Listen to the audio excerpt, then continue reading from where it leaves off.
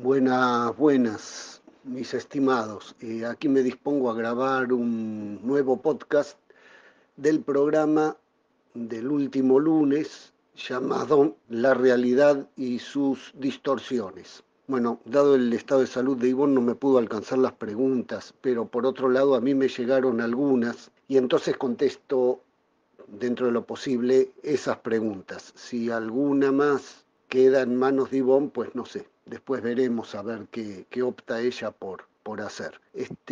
Acá me llegan más que unas preguntas, un cuestionario directamente de la profesora Julieta Rodríguez Hoyos de la Universidad Nacional Autónoma de México. No me dice en qué carrera trabaja ella, me dice que utiliza el material del programa para las clases que da, pero no me dice concretamente ni de qué carrera se trata ni de qué materia. Por lo tanto, yo contestaré independientemente de tener ese dato. Bueno, les leo las preguntas y después intentaré dar una respuesta general. Primera, dice, si el barroco ha impregnado todo el devenir hispanoamericano y si con ello, según usted dijo, ha persistido en la deconstrucción de la historia como relato del poder del otro, ¿por qué entonces usted se suele apoyar en sus programas en argumentos históricos? Bueno, dicho más llanamente, dice, lo que estaría diciendo es, si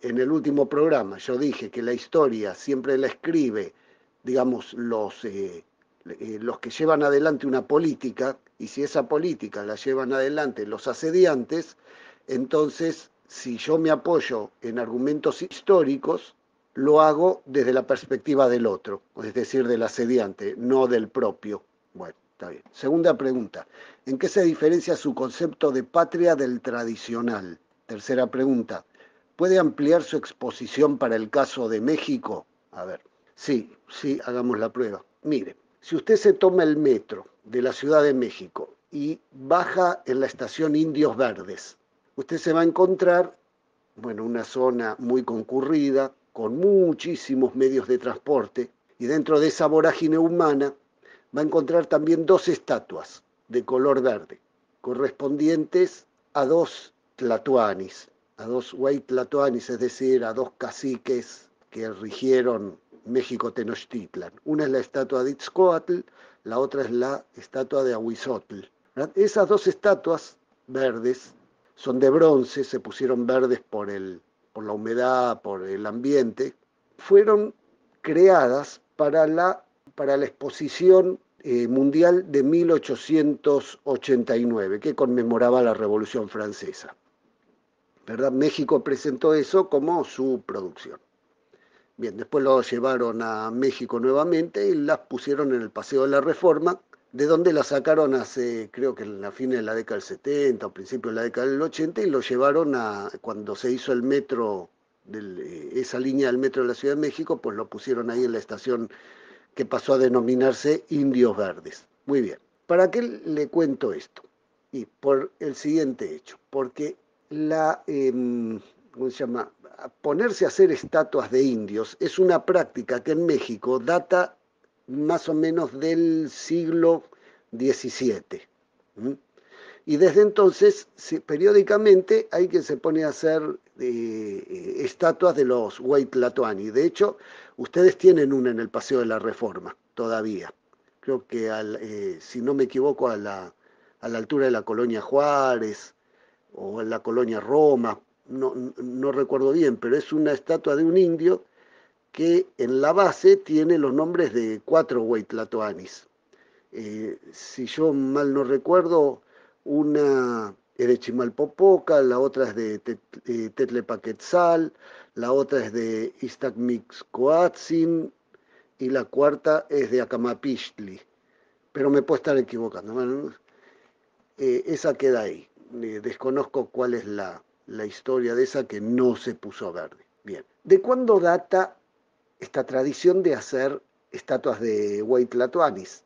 Data del siglo XVII, como le dije, que fue el iniciador de esto, digamos, fue don Carlos de Sigüenza y Góngora, que con el apoyo de Sor Juana Inés de la Cruz decidió para la llegada de un nuevo virrey, cambiar una tradición existente hasta ese momento, que consistía en disponer a lo largo de la calzada de Tlalpan, por donde llegaban los virreyes a tomar el gobierno en la Ciudad de México, las estatuas de todos los anteriores virreyes.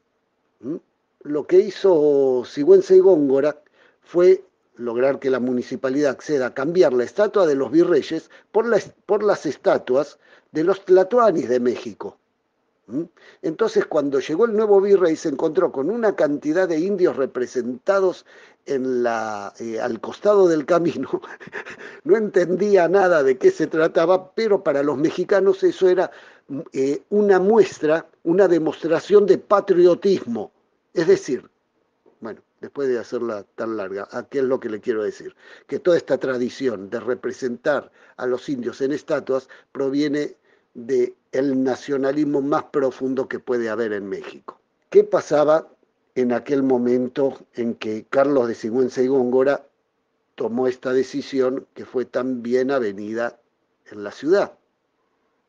Pues sucedía que justamente en ese ámbito, un ámbito donde, como dije durante el programa, la gente era un encuentro de seres humanos sin identidad, un mestizaje donde todos se sentían desarraigados, se logró establecer, gracias a la intervención de los criollos mexicanos, el sentimiento patriótico.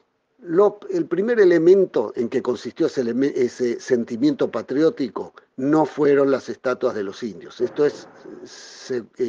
ocurrió, digamos, un tiempo después. Lo primero fue la reaparición, la escritura, digamos, en 1649, de todo el acontecimiento de las apariciones de la Virgen en el Tepeyac y la posterior representación en la tilma de Juan Diego de la figura de la Virgen ante el arzobispo de la Ciudad de México, don Juan de Zumárraga, Fray Juan de Zumárraga. Para 1649, Luis Lasso de la Vega publica el Nican Mopogua y el Nican Montepagna, que es la narración en lengua náhuatl de los acontecimientos ocurridos en aquella oportunidad. El Nican Mopogua quiere decir aquí se dice, y el Nican Motecpana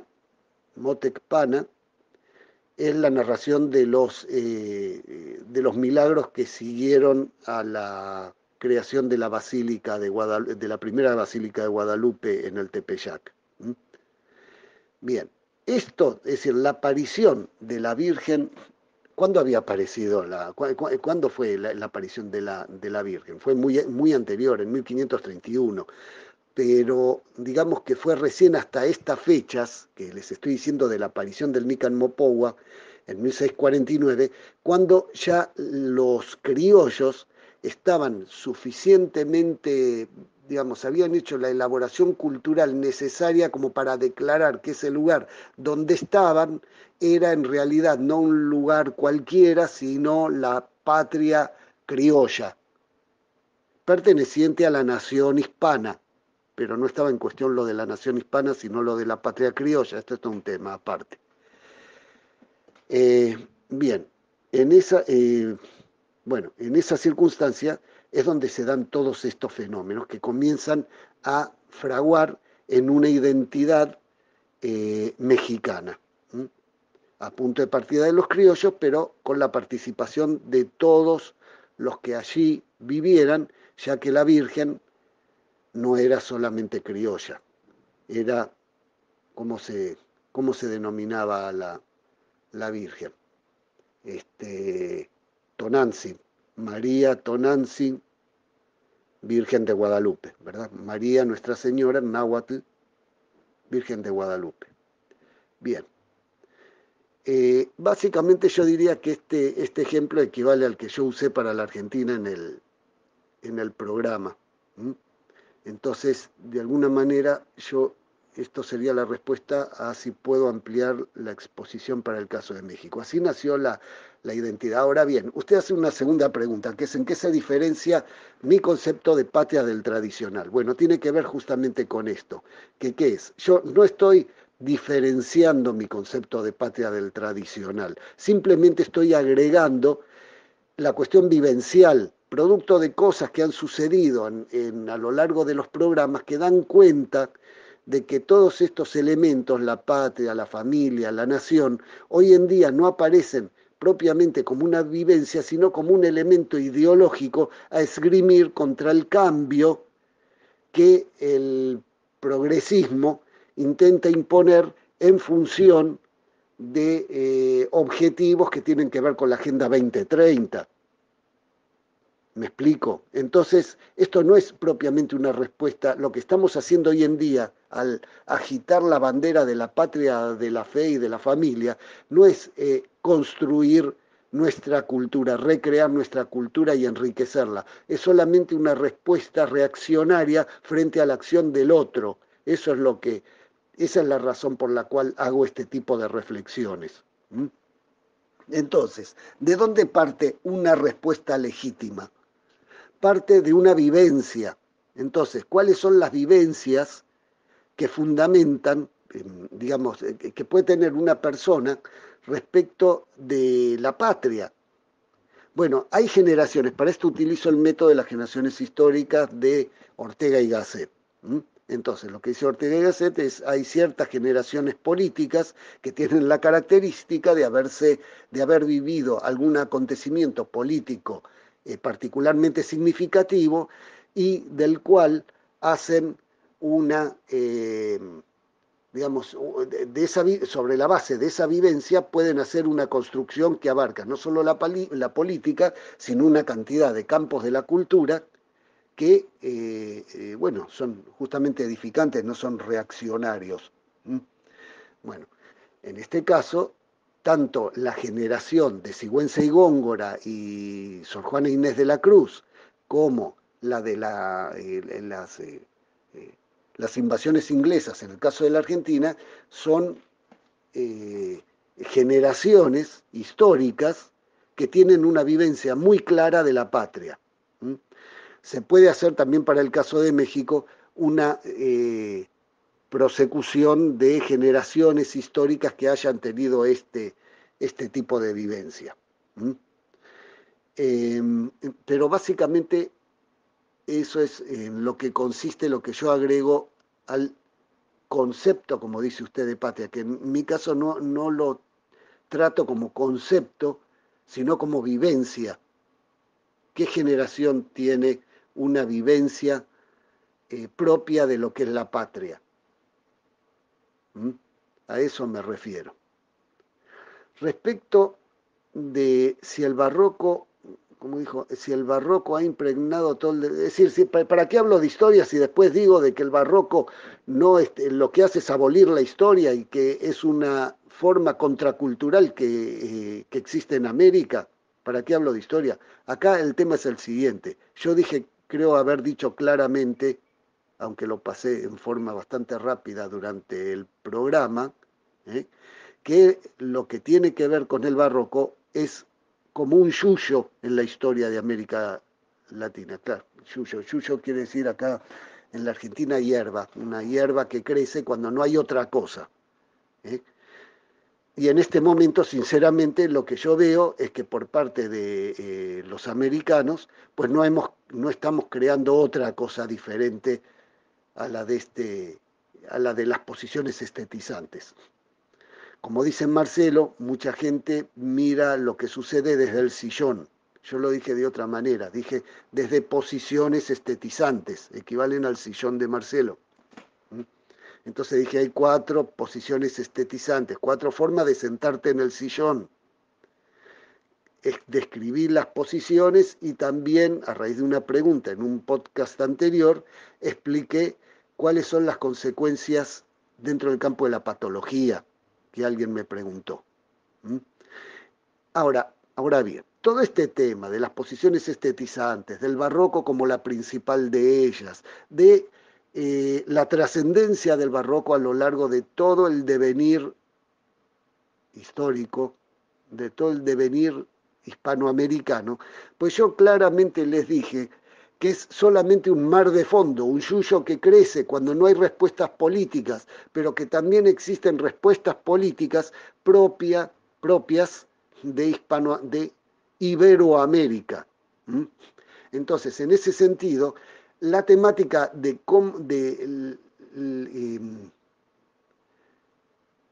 la condición política y de la forma de hacer política en Hispanoamérica, pues se extiende a otras prácticas de las cuales no hemos hablado recientemente. En algún momento las tomaré si viene al caso.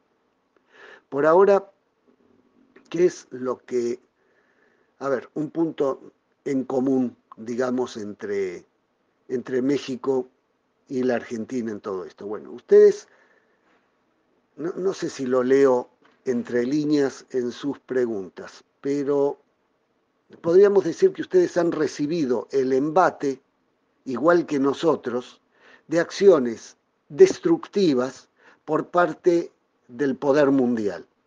Así como a nosotros nos han atacado nuestros símbolos, yo justamente eso es lo que está en el centro de las cosas que en las últimas semanas he sostenido, que es que el juego que están haciendo en nuestro caso es un autor dice las naciones latinoamericanas nacieron como naciones de campanario. Un segundo autor dice San Martín es un agente inglés. Falta el tercero que aparezca en algún momento cuando esta ventana de Overton progrese, que diga, bueno, sincerémonos y entreguemos lo que es de los ingleses a los ingleses, que es todo nuestro continente. Bueno, a ustedes le están haciendo otro juego, que es el juego de descalificar justamente su tradición indígena y considerar a los aztecas simplemente como antropófagos. Hay un autor, que es Marcelo Bullo, que cuando escribe sus libros sobre hispanidad vacía de sentido todo lo que tiene que ver con Hispanoamérica para reducir a los aztecas a seres antropófagos que más o menos perseguían a sus pobres víctimas para comérselas y nada más. O sea, como que en América habitaba la barbarie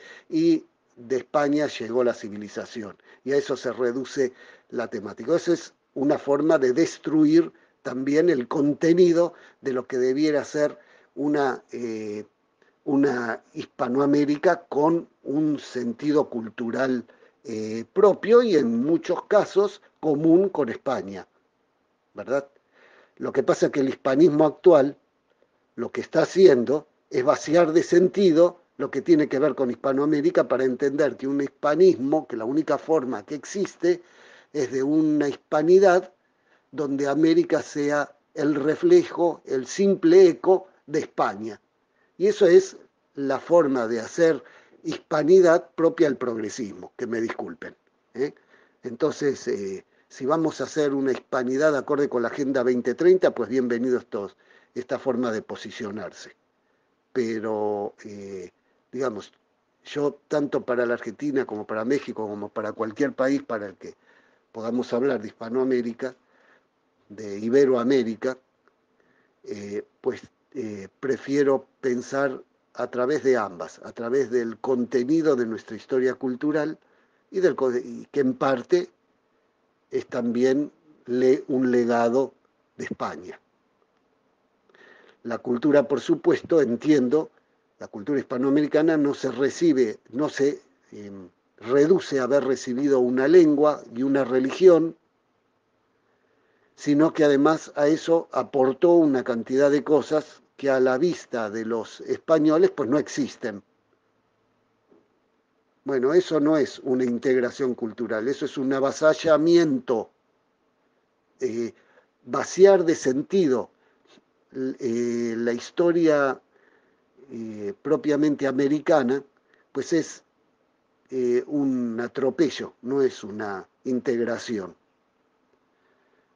Bueno, no sé si eso está en el trasfondo de lo que usted me estaba preguntando, pero de paso lo agrego. haya sido o no haya sido. Bueno, creo que hasta aquí llega esta breve respuesta a sus sesudas preguntas. Le agradezco y cualquier cosa no tengo inconveniente en continuar respondiendo. Me despido de todos ustedes hasta el próximo programa. Hasta luego.